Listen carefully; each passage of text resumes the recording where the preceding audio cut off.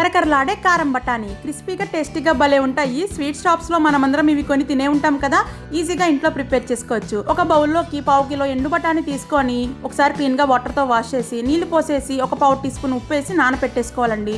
Over night అన్నా ఒక 6-7 గంటలన్నా నానపెట్టుకుంటే చక్కగా నానిపోతాయి. నానిన బఠానీల్ని ఈ విధంగా పొడి క్లాత్ మీద ఆరబెట్టుకోవాలండి. ఒక అరగంట పాటు ఆరబెట్టుకుంటే బఠానీల్లో నుంచి తేమంతా తొలగిపోతుంది. ఇప్పుడు స్టవ్ వెలిగించి కడాయి పెట్టుకొని డీప్ ఫ్రైకి సరిపడా ఆయిల్ వేసుకోండి. ఆయిల్ హై ఫ్లేమ్ మీద కాగిన తర్వాతే మీడియం ఫ్లేమ్ లో ఉంచేసి బఠానీలు వేసేసుకొని ప్లేట్ అడ్డు పెట్టి ఫ్రై చేసుకోవాలి.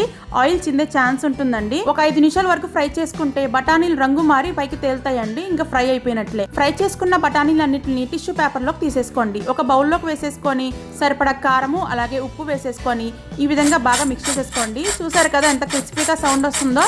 చాలా బాగుంటాయండి, క్రిస్పీగా టేస్టీగా. ఎయిర్ టైట్ కంటైనర్ లో స్టోర్ చేసుకొని 1 మంత్ వరకు తినొచ్చు అనమాట. మరిన్ని రెసిపీస్ కోసం మన పేజ్ ని ఫాలో చేయడం మర్చిపోకండి.